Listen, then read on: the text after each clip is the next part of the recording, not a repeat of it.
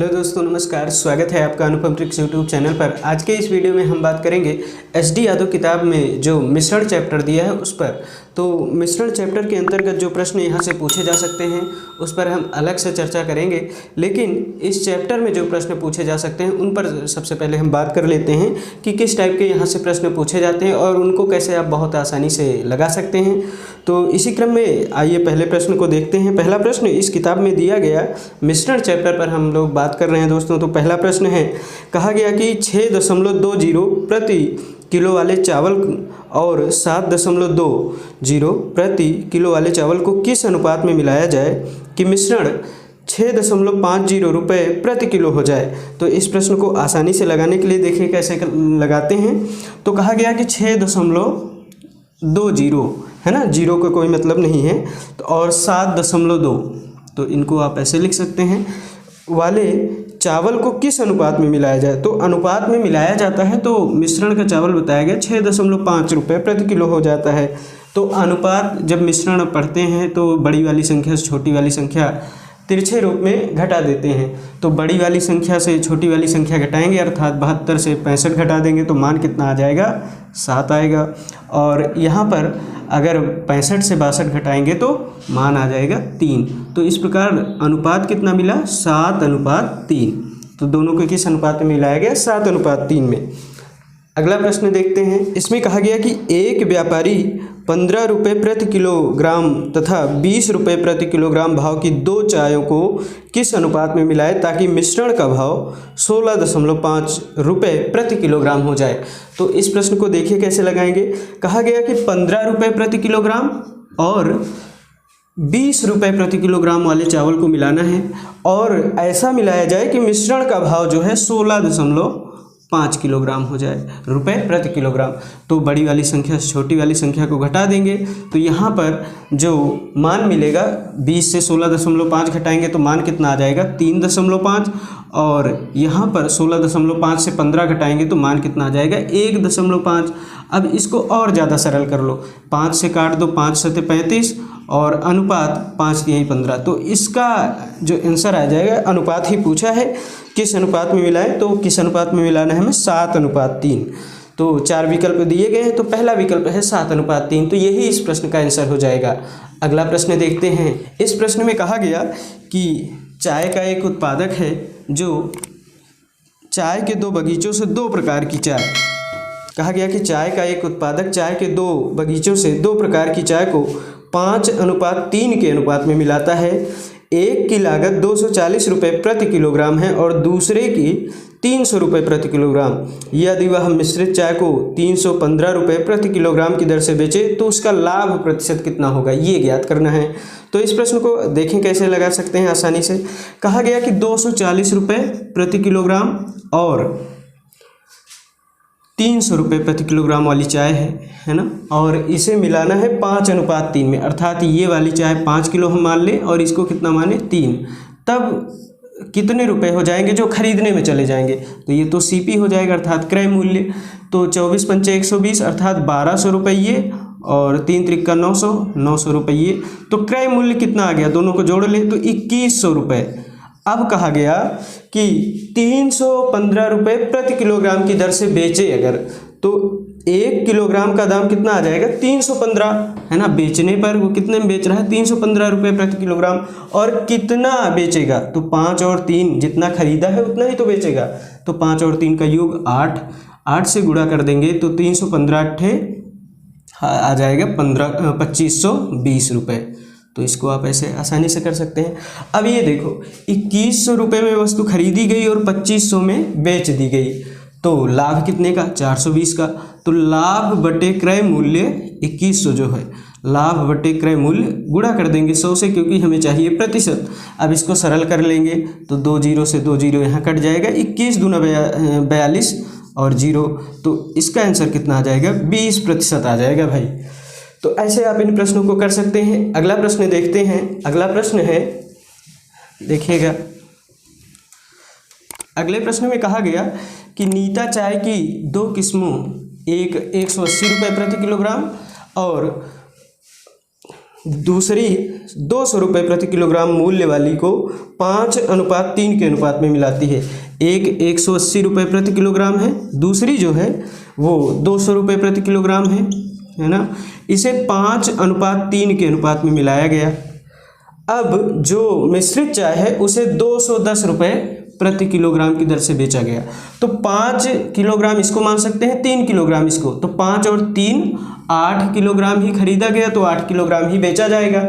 अब क्रय मूल्य जो आएगा वो कैसे निकालेंगे, तो 180 रुपये प्रति किलोग्राम, यानी 1 किलोग्राम का दाम है ना 180 है, तो 5 किलोग्राम का दाम 18×5 = 900, और इधर निकालें 2×3 = 600, तो जोड़ लेंगे तो मान कितना आ जाएगा, कुल क्रय मूल्य हो जाएगा 1500।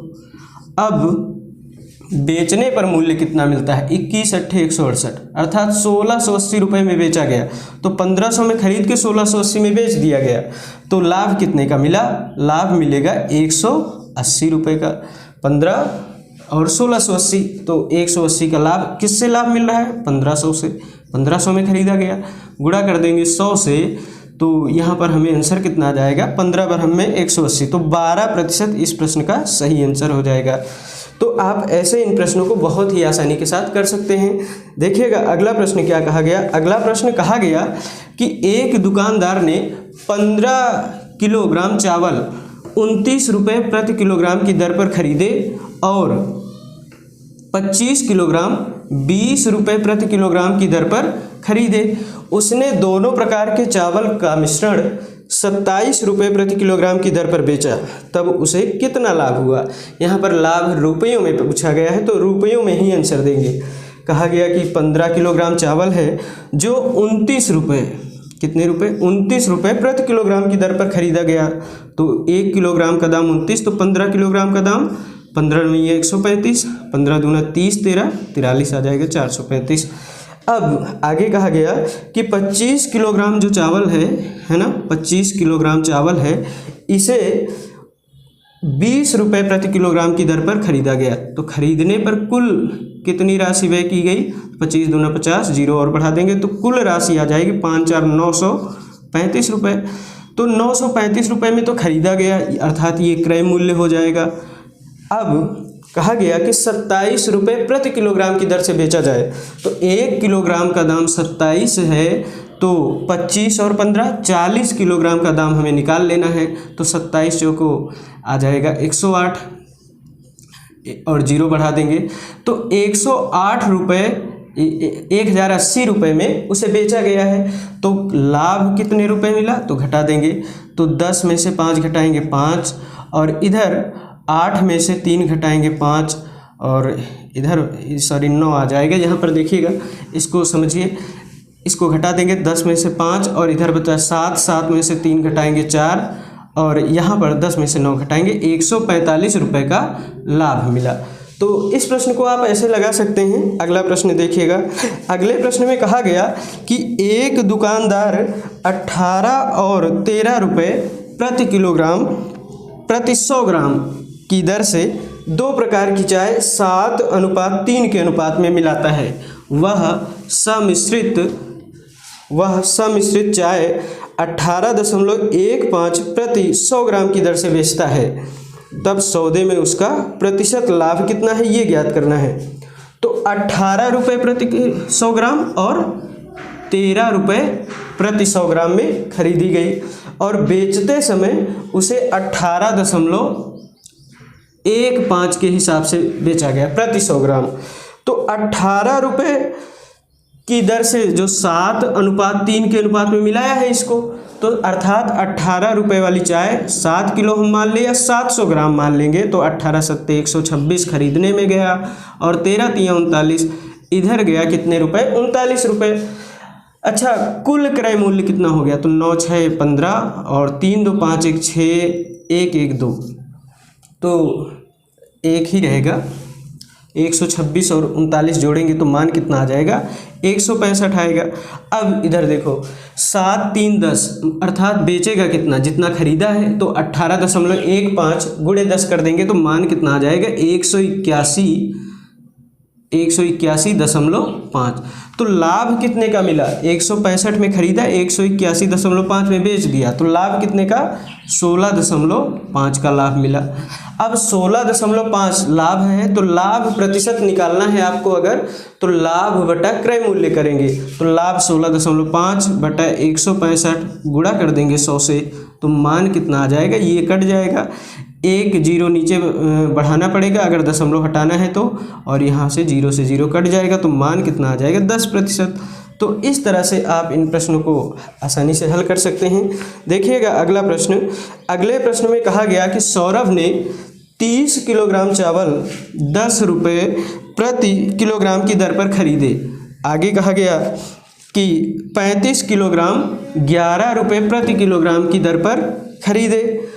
उसने उन दोनों को मिला दिया। उसने उन दोनों को जब मिला दिया तब उसे उस मिश्रण का 30% लाभ प्राप्त करने के लिए कितने रुपए प्रति किलोग्राम की दर पर बेचना चाहिए? ये है प्रश्न। तो इसको कैसे बहुत आसानी से आप कर सकते हैं, देखिएगा। कहा गया कि 10 रुपये प्रति किलोग्राम की दर पर 30 किलोग्राम चावल खरीदे, और आगे कहा गया कि 35 किलोग्राम चावल 11 रुपये प्रति किलोग्राम की दर से खरीदे। अब देखिए जरा, कहा गया कि 30% का लाभ प्राप्त करना है। तो बताओ कुल जो चावल खरीदा उसने, कुल कितने किलोग्राम? तो 30 और 35 का योग कितना हो जाएगा? 65। हालांकि ये हम बाद में करेंगे, अभी फिलहाल कुल राशि निकालते हैं। तो 30 गुणे 10 अर्थात 300, 35 गुणे 11 करेंगे तो 35 एक अन्नम 35, 3 38 हो जाएगा। तो 385 और 300, तो कुल मिलाकर खरीदने में कितनी राशि गई? तो 3 3 6, 685 रुपये। अब उसे बेचना किस में है कि 30% लाभ प्राप्त करना है, तो इसका 130% निकाल लेंगे। तो 685 का 130% का मतलब 130/100।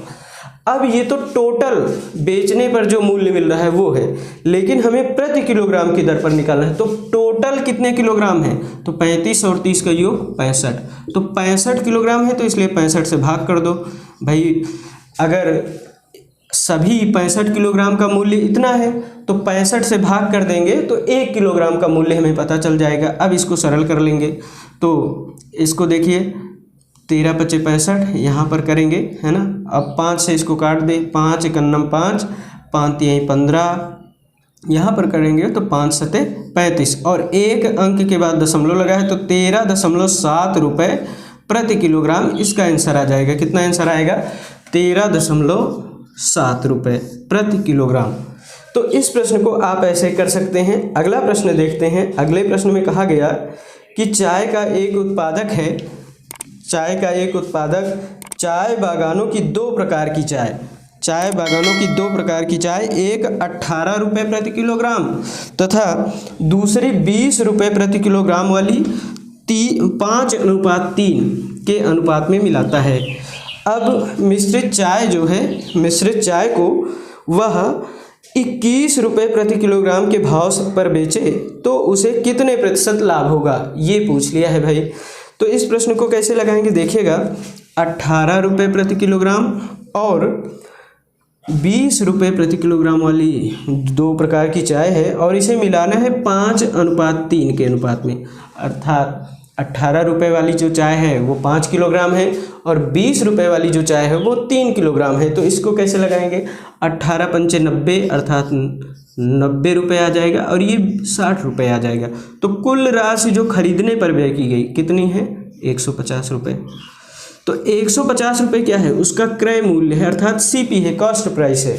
अब इसे बेचा गया, तो बेचा गया तो 21 रुपये प्रति किलोग्राम की दर से बेचा गया। ठीक, तो 21 रुपये प्रति किलोग्राम की दर पर कितना बेचा गया? जितना खरीदा गया है। तो 5 और 3 8 यूनिट ही तो खरीदा गया, तो खरीदने पर व्यय की गई राशि कितनी है? 168 है। तो इसको कैसे लगाएंगे? अब लाभ प्रतिशत पूछा है, तो लाभ प्रतिशत बराबर होता है लाभ बटा क्रय मूल्य गुणे 100।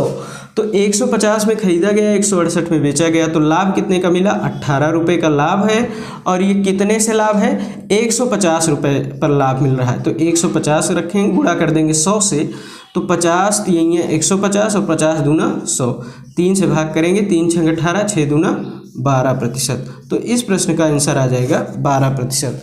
तो अगला टाइप जो दिया गया इस किताब में, कहा गया जब पहली वस्तु की मात्रा बढ़ाई या घटाई जाए तब इस प्रश्न को कैसे लगाते हैं भाई। देखिएगा जरा, इसमें पहला प्रश्न दिया गया कि एक मिश्रण में अम्ल और पानी, कहा गया कि एक मिश्रण में अम्ल और पानी की मात्रा का अनुपात 1:3 है। यदि उसी मिश्रण में 5 लीटर अम्ल और डाल दिया जाए तो मिश्रण का अनुपात 1:2 हो जाएगा। फिर आगे कहा गया कि उस नए मिश्रण की कुल मात्रा कितने लीटर है, ये ज्ञात करना है भाई। कहा गया कि अम्ल और पानी, दो बात की गई है, 2 प्रकार के पदार्थ हैं, इनको मिलाना है। अम्ल और पानी की मात्रा का अनुपात 1:3 है। कहा गया कि मिश्रण में 5 लीटर अम्ल और डाल दिया जाए तो मिश्रण का अनुपात 1:2 हो जाता है। अच्छा, मिलाया गया है अम्ल मिलाया गया है, लेकिन पानी की मात्रा भी बदल जा रही है, तो जिसे मिलाया जाए उसकी मात्रा ही बदलनी चाहिए। शेष जो पदार्थ है उसकी मात्रा तो एक समान रहनी चाहिए, तो इसलिए पानी की मात्रा को हम एक समान कर लेंगे। ऐसा करने के लिए यहाँ पर 2 से गुणा कर देंगे और यहाँ पर 3 से गुणा कर देंगे। तो अब ये यहाँ पर 3 से गुणा कर रहे हैं तो यहाँ पर भी 3 से गुणा करना पड़ेगा, यहाँ 2 से है तो यहाँ पर भी 2 से गुणा करना पड़ेगा। क्यों गुणा करना पड़ेगा? क्योंकि अनुपात का नियम होता है कि अनुपात के किसी एक संख्या में गुणा या भाग करने पर दूसरी संख्या में उसी संख्या से गुणा या भाग करना पड़ता है। अब देख लीजिए, पहले अम्ल की मात्रा है 1 × 2 अर्थात 2 यूनिट, बाद में कितनी हो गई? अम्ल की मात्रा हो गई 3 यूनिट। तो कितने की वृद्धि हुई? 1 की। इसी 1 का मान तो बताया गया है कि 5 लीटर अम्ल मिलाया गया, तो 1 का मान 5 लीटर है। तो पूछा है कि नए मिश्रण की कुल मात्रा कितने लीटर है, तो नया मिश्रण तो ये है, 3 यूनिट अम्ल है और 3 दूनी 6 यूनिट पानी है, तो 6 3 9 यूनिट कुल मात्रा है। तो 1 यूनिट का मान 5, तो 9 यूनिट का मान आ जाएगा 9 × 5 अर्थात 45 लीटर। तो इस प्रश्न का आंसर कितना आ जाएगा? 45 लीटर आएगा। अगला प्रश्न देखिए भाई, अगले प्रश्न में कहा गया कि पानी और ग्लिसरीन के 240 सीसी के मिश्रण में उनके आयतनों का अनुपात बताया गया कि पानी और ग्लिसरीन के 240 क्यूबिक सेंटीमीटर के मिश्रण में उनके आयतनों का अनुपात जो है वो 1:3 है। तो सबसे पहले हम पानी और ग्लिसरीन लिख लेते हैं। पानी और ग्लिसरीन की मात्रा का जो अनुपात है वो है 1:3। अब आगे देखिए, कहा गया कि उस मिश्रण में कितना पानी और मिलाया जाए कि उससे पानी तथा ग्लिसरीन के आयतनों का अनुपात 2:3 हो जाए। तो मिलाया गया है क्या? कहा गया कि कितना पानी मिलाया जाए, तो पानी मिलाया गया है तो पानी की मात्रा बदलनी चाहिए, ग्लिसरीन की मात्रा एक समान रहनी चाहिए, जो कि एक समान है यहाँ पर पहले से, तो कुछ करने की ज़रूरत नहीं। अब देखिए कि कितनी मात्रा पानी की मिलाई गई, तो वो है 1 पहले थी मात्रा, बाद में हो गई 2, तो कितनी मात्रा मिलाई गई? 1। लेकिन प्रश्न में कहा गया है कि पानी तथा ग्लिसरीन के 240 क्यूबिक सेंटीमीटर, तो दोनों का जो पहले मिश्रण था उसमें पानी 1 यूनिट, ग्लिसरीन 2, तो टोटल मात्रा कितनी? 4। इसी 4 का मान बताया गया 240 सीसी, है ना, क्यूबिक सेंटीमीटर। तो 4 का मान 240, तो 1 का मान कितना आ जाएगा? 60।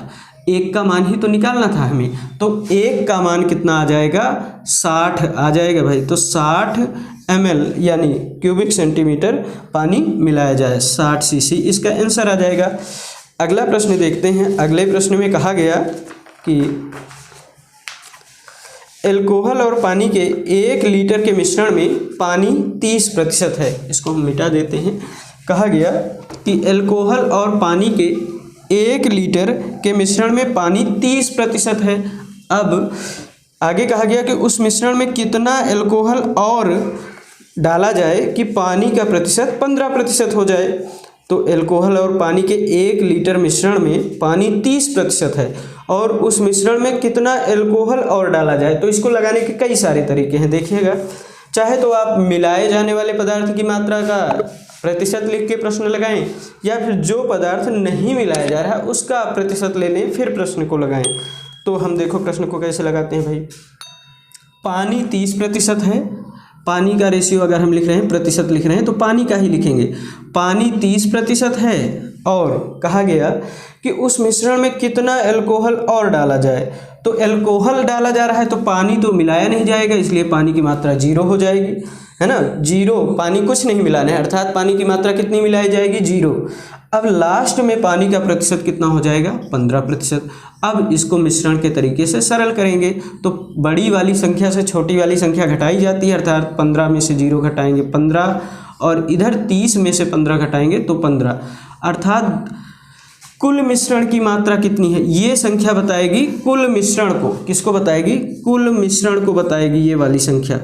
और यहाँ पर जो संख्या मिलेगी वो मिलाई जाने वाली मात्रा को बताएगी। किसको बताएगी, इस टाइप के जो भी प्रश्न लगेंगे तो ये मिलाई जाने वाली मात्रा मिलाई जाएगी, बताएगी। तो 1 का मान 1 ही लीटर तो बताया गया, अर्थात कुल मिश्रण पहले कितना था, 1 लीटर था, तो 1 यूनिट ही मिलाई गई है, तो 1 का मान 1, तो 1 लीटर ही इस प्रश्न का आंसर आ जाएगा भाई। तो कितना अल्कोहल और डाला जाए कि पानी का प्रतिशत 15% हो जाए, तो 1 लीटर अर्थात 1000 ml यानी मिलीलीटर इस प्रश्न का आंसर हो जाएगा। अगला प्रश्न देखते हैं। पहले इस प्रश्न को और कैसे लगाया जा सकता है इसको भी देख लीजिए। इस प्रश्न में चूंकि अल्कोहल मिलाया जा रहा है तो उसका प्रतिशत लेकर भी इस प्रश्न को लगाया जा सकता है, वो भी देखिए कैसे लगाएंगे इस प्रश्न को। तो कहा गया कि पानी 30% है, प्रारंभ में पानी अगर 30% है तो अल्कोहल कितना रहा होगा, तो अल्कोहल की मात्रा रही होगी 30% पानी है तो 70% अल्कोहल रहा होगा। अर्थात आगे देखिए इस मिश्रण में कितना अल्कोहल और डाला जाए, तो डाला जा रहा है अल्कोहल, तो अल्कोहल जो मिलाया जा रहा है वो तो 100% अल्कोहल ही है। अब लास्ट में कहा कि पानी का प्रतिशत 15% हो जाए, पानी कितना हो जाए 15%, तो पानी 15% तो अल्कोहल कितना होगा 85%। अब इसको ऐसे भी लगा सकते हैं आप, बड़ी वाली संख्या से छोटी वाली संख्या घटाएंगे, 100 से 85 घटाएंगे 15, और 85 से 70 घटाएंगे तो मान कितना आ जाएगा 15 ही आएगा। तो यानी कहने का मतलब जो कुल मिश्रण की मात्रा है वो भी 1 और मिलाई जाने वाली मात्रा वो भी 1। 1 का मान चूंकि 1 लीटर ही दिया गया है और 1 ही मात्रा हमें निकालनी है, तो इसका आंसर कितना आ जाएगा, 1 का मान 1 लीटर ही आ जाएगा। तो आंसर क्या बनेगा, 1 लीटर। अगला प्रश्न देखिएगा जरा। अगले प्रश्न में कहा गया कि 80% बोरिक अम्ल वाले 80% बोरिक अम्ल वाले 100 ml पानी के घोल में कितना पानी और मिलाया जाए कि घोल में बोरिक अम्ल 50% हो जाए। तो कहा गया प्रश्न में कि 80% जिसमें बोरिक अम्ल है, तो लगाने का तरीका वही रहेगा, है ना। तो इसको देखिए कहा गया कि 80% बोरिक अम्ल वाले 100 ml पानी के घोल में, तो पहले जो मिश्रण की मात्रा है वो 100 ml है भाई, याद रखिएगा, और मिलाया जा रहा है पानी, तो चाहे तो पानी का प्रतिशत लिखिए चाहे बोरिक अम्ल का प्रतिशत लिखकर प्रश्न को लगाइए। तो इसमें दिया गया कि 80% बोरिक अम्ल है और मिलाया जा रहा है पानी, तो बोरिक अम्ल का ही प्रतिशत हम लिखेंगे। तो पहले 80% बोरिक अम्ल है, बाद में कितना हो गया बोरिक अम्ल 50% हो गया। अब चूंकि पानी मिलाया जा रहा है, अम्ल तो मिलाया नहीं जा रहा है, इसलिए 0 मात्रा में अम्ल हम लिख देंगे कि 0 मात्रा में अम्ल मिलाया गया।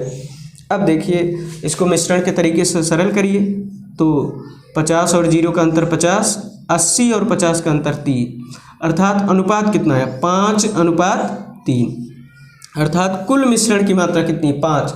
इसी 5 का मान दिया गया कितना, 5 का मान दिया गया 100 ml, प्रश्न में कहा है 100 ml है, तो 5 का मान 100, तो 1 का मान कितना आ जाएगा 5 दूना 10 20, 1 का मान 20, तो मिलाई जाने वाली मात्रा तो ये है, 1 का मान 20, तो 3 का मान कितना आ जाएगा 20 3 60 ml, तो इस प्रश्न का आंसर आएगा 60 ml। तो आप ऐसे इस प्रश्न को कर सकते हैं।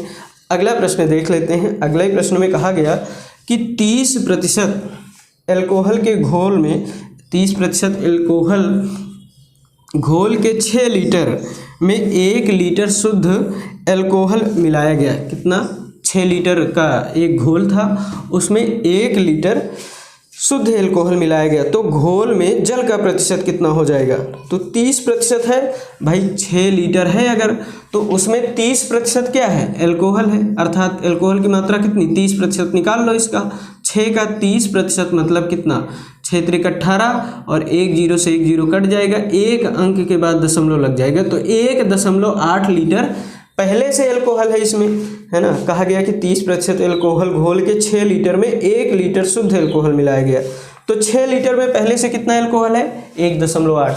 अब इसमें 1 लीटर एल्कोहल और मिला दिया गया, तो कुल मिश्रण की मात्रा हो गई 7 और एल्कोहल की मात्रा कितनी हो गई 1.8 + 1 मतलब 2.8। तो कुल मिश्रण है 7, इसमें से 2.8 भाग जो है वो शुद्ध एल्कोहल है। तो एल्कोहल घोल में जल का प्रतिशत हमें निकालना है, तो घोल में जल का प्रतिशत कितना आ जाएगा, जब 7 में से 2.8 जो है वो क्या है एल्कोहल है। 30% एल्कोहल के घोल में 6 लीटर में 1 लीटर शुद्ध एल्कोहल मिलाया गया, तो घोल में जल का प्रतिशत तो हम निकाल लेंगे कि एल्कोहल की मात्रा कितनी है, तो गुणा कर दो 100 से, तो मान कितना आ जाएगा यहाँ पर 7 चौको 28.4 और इससे गुणा करेंगे तो 40% अगर एल्कोहल है तो पूछा है घोल में कितना जल है, अर्थात 100 में अगर 40 भाग एल्कोहल है तो पानी की मात्रा कितनी हो जाएगी 60%। तो इस प्रश्न का हमारा आंसर हो जाएगा 60%, ना कि 40%, तो आंसर आ जाएगा 60%। अगला प्रश्न देखते हैं भाई। इस प्रश्न में कहा गया कि 75 ग्राम चीनी के एक घोल में 30% चीनी है, उस घोल में कितनी चीनी और मिलानी चाहिए कि घोल में चीनी का प्रतिशत 70% हो जाए। तो चीनी की प्रतिशत हमें दिया गया कि चीनी का प्रतिशत कितना है 30, लेकिन प्रश्न में कहा गया कि उस घोल में कितनी चीनी और मिलानी चाहिए, तो मिलाई तो चीनी ही जा रही है, इसलिए चीनी की मात्रा कितनी मिलाएगी, जो भी चीनी मिलाई जाएगी वो 100% होगी, प्योर चीनी होगी। अब लास्ट में चीनी का प्रतिशत कितना हो जा रहा है 70, तो यहाँ पर इसको मिश्रण के तरीके सरल करिए, बड़ी वाली संख्या से छोटी वाली संख्या घटा देंगे और यहाँ पर 70 से 30 घटाएंगे तो 40। तो कुल मिश्रण की मात्रा कितनी है, इसको और आगे सरल कर लेंगे, 0 से 0 कट जाएगा, 3:4, अर्थात कुल मिश्रण की मात्रा है 3 का मान ही तो दिया गया 75 ग्राम, 3 का मान 75, तो 1 का मान कितना आ जाएगा 25, 1 का मान 25, तो मिलाई गई मात्रा कितनी है 4 है, 1 का मान 25, तो 4 का मान कितना आ जाएगा 100 ग्राम आ जाएगा। तो इस प्रश्न का आंसर कितना बनेगा 100 ग्राम, तो मिलाई गई मात्रा 100 ग्राम है, जो कि दूसरा विकल्प अर्थात बी विकल्प दिया गया। अगला प्रश्न देखिए, इसमें कहा गया एक प्रकार की मिश्र धातु में सीसा तथा टिन का अनुपात 5:6 है। आगे प्रश्न में कहा गया कि इसमें कितना सीसा और मिलाना चाहिए कि इस मिश्र धातु के 12.1 किलोग्राम में कितना सीसा और मिलाना चाहिए कि अनुपात 1:1 हो जाए। तो इस प्रश्न को ऐसा लिखा गया, तो सीसा अर्थात पीबी और टिन का अनुपात दिया गया, एसएन का अनुपात दिया गया कितना 5:6। फिर कहा गया कि कितना सीसा मिलाना चाहिए, तो मिलाया क्या जा रहा है, सीसा मिलाया जा रहा है कि अनुपात 1:1 हो जाए, अर्थात टोटल मिश्रण देखिए दिया गया है 5 और 6 का योग 11 का मान, भाई 5 यूनिट सीसा 6 यूनिट टिन, दोनों का योग 11 का मान दिया गया 12.1 किलोग्राम। 11 का मान 12.1 किलोग्राम, तो 1 का मान कितना आ जाएगा 1.1 किलोग्राम। अब देखो प्रश्न में कहा गया कि कितना सीसा मिलाया गया, तो सीसा मिलाया गया है, टिन ना तो मिलाया गया ना तो निकाला गया, इसलिए टिन की मात्रा समान होनी चाहिए भाई। तो पहले टिन की मात्रा 6 है, बाद में 1 है, इसलिए इसमें भी 6 से गुणा कर देंगे तो टिन की मात्रा 1 समान आ जाएगी। अब देखो सीसा पहले 5 था, बाद में कितना हो गया 6, तो कितनी मात्रा मिलाई गई, तो 1, इसी 1 का मान तो आया है 1.1 किलोग्राम, तो 1 का मान कितना आ जाएगा, इसमें सीसा कितना मिलाया गया 1.1 किलोग्राम। तो इस प्रश्न का पहला विकल्प सही हो जाएगा भाई। अगला प्रश्न देखते हैं। ये प्रश्न जो दिया गया है इसमें कहा गया कि जब दूसरी वस्तु की मात्रा बढ़ाई या घटाई जाए, तो इस टाइटल के अंदर कैसे प्रश्न पूछे जा सकते हैं। टाइटल के अंतर्गत देखिएगा जरा, पहला प्रश्न इसका दिया गया, कहा गया एक मिश्र धातु में तांबा, जस्ता और निकल का अनुपात 5:3:2 है। तांबा अर्थात कापर, जस्ता जिंक तथा टिन का अनुपात निकल का अनुपात दिया गया कि कितना है, निकल का अनुपात दिया गया 5:3:2, 5:3:2। अब आगे कहा गया कि उस मिश्र धातु का अनुपात 5:3:3 करना है। 5:3:3 करना है भाई। तो इसमें कितना निकल और मिलाया जाए? तो देखिए कहा कि 100 किलोग्राम के मिश्र धातु में, तो टोटल मिश्रण की मात्रा पहले कितनी है? 5 3 8 2 10। इसी 10 का मान दिया गया 100 किलोग्राम। 10 का मान 100 किलोग्राम, तो 1 का मान 10 किलोग्राम। अर्थात देखो यहाँ पर कि निकल की कितनी मात्रा मिलाई गई, तो पहले निकल था 2, बाद में हो गया 3, तो 1 यूनिट मिलाई गई है मात्रा, इसी का मान आ गया 10 किलोग्राम। तो इसमें निकल की मिलाई गई मात्रा कितनी आ जाएगी? 10 किलोग्राम। तो इस प्रकार इसका भी बी विकल्प सही हो जाएगा। अगला प्रश्न देखिएगा, इसमें कहा गया कि एक मिश्रण में एल्कोहल तथा जल का अनुपात 4:3 है। आगे कहा गया कि यदि उसी मिश्रण में 5 लीटर जल और डाल दिया जाए, 5 लीटर जल और मिला दिया जाए, तो अनुपात 4:5 हो जाता है। तब उस नए मिश्रण में एल्कोहल की मात्रा कितनी है? प्रश्न में कहा गया कि एल्कोहल और जल का अनुपात पहले दिया गया 4:3। आगे कहा गया कि यदि उस मिश्रण में 5 लीटर जल और मिला दिया जाए तो अनुपात 4:5 हो जाता है। क्या मिलाया जा रहा है? जल मिलाया जा रहा है, तो अम्ल की मात्रा ना तो परिवर्तित होनी चाहिए, ना तो पहले और बाद में अर्थात एक समान रहनी चाहिए। तो देखो कि जल कितना मिलाया गया भाई? जल पहले 3 था, बाद में कितना हो गया? 2, 5 हो गया, तो कितना मिलाया गया? 2 यूनिट मिलाया गया। इसी का मान दिया गया कितना? 5 लीटर। 2 का मान 5 लीटर, तो 1 का मान 2.5 लीटर अर्थात 2.5 लीटर। अब 1 का मान 2.5 लीटर है, तो प्रश्न में पूछा है कि उस नए मिश्रण में एल्कोहल की मात्रा कितनी है? तो नए पुराने दोनों में 4 यूनिट ही है, तो 1 का मान 2.5, तो 4 का मान कितना आ जाएगा? 10 लीटर। 2500 का 100, एक अंक के बाद दशमलव लग जाएगा अर्थात 10 लीटर।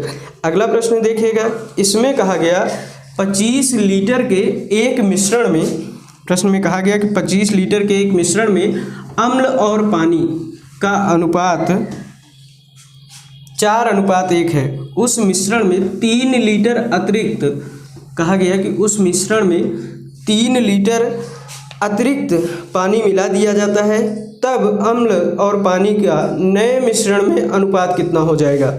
पहले अम्ल और पानी का अनुपात है 4:1। बाद में कहा गया कि उस मिश्रण में 3 लीटर अतिरिक्त पानी मिला दिया जाए, तो पहले टोटल मिश्रण कितना है? 4 और 1 का योग 5, इसी का 5 का मान दिया गया 25 लीटर।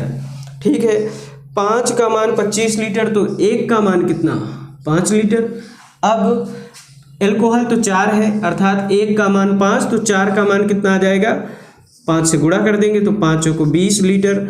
और पानी की मात्रा तो 1 का मान 5 लीटर ही आया है, तो यहाँ पर 5 से गुणा करेंगे तो मान आ जाएगा 5, अर्थात उस मिश्रण में 20 लीटर एल्कोहल और 5 लीटर पानी है। आगे कहा गया कि 5 लीटर जल और मिला दिया जाए, 3 लीटर अतिरिक्त पानी मिला दिया जाए, तो पानी 3 यूनिट ही मिलाया जा रहा है।